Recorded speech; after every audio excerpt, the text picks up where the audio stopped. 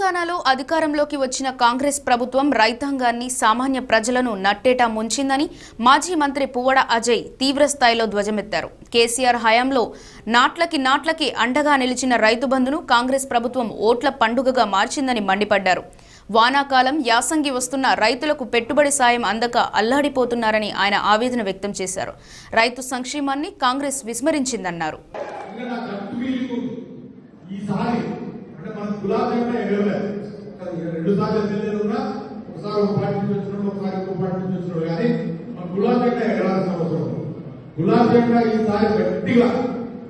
మనం అనుకుంటే బరాబర్ ఎగిరే నియోజకవర్గం ఫస్ట్ నియోజకవర్గం వైరల్ నియోజకవర్గం ఉంటుంది.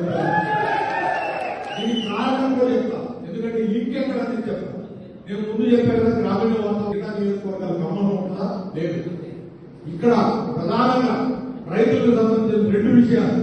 మనం ఎంత చేసినా కేసీఆర్ గారు ఎంత చేసి బంగారు ముద్దలు ఇప్పించినా కూడా మనల్ని కాదని రైతులు ఏమయ్యారు, కాంగ్రెస్ పోటీసారు. ఎందుకంటే 2 లక్షల రుణమాఫీ చేస్తాను. మనం దాని గురించి మాట్లాడకపోతే తప్పైతే ఇప్పుడు వచ్చి మాట్లాడాలి. ఈ 2.5 సంవత్సరాలు నేను అడుగుతా ఉన్నా. మా ఇక్కడ సోదరులు ఉన్నారు, చాలా మంది ఉన్నారు, రైతాంగం ఉన్నోళ్ళు ఉన్నారు. మీ గ్రామాల్లో కానీ మీ మండలాల్లో కానీ 2 లక్షల రుణమాఫీ పూర్తిగా అయిందా? భట్టి గారు నువ్వు ఆర్థిక మంత్రి ఉన్నావు, తుమ్మల గారు వ్యవసాయ శాఖ మంత్రి ఉన్నావు, లేదా పొంగిరెడ్డి గారు రెవెన్యూ శాఖ మంత్రి ఉన్నావు.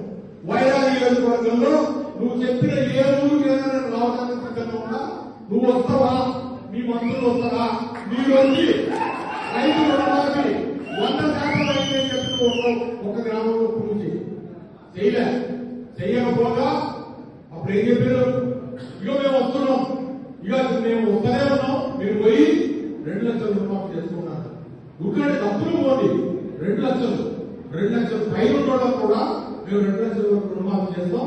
ఆ పైన మీరు ఏమన్నా తలపాక పెట్టుకోమని చెప్పి వ్యవసాయ శాఖ మంత్రి చెప్పి పాపం వాడు వడ్డీలు తీసుకొని పైకి తీసుకొచ్చి రైతులు పెడితే 2 లక్షల పైన ఉన్నదాన్ని 2 లక్షల రుణమాఫీ చేశారా?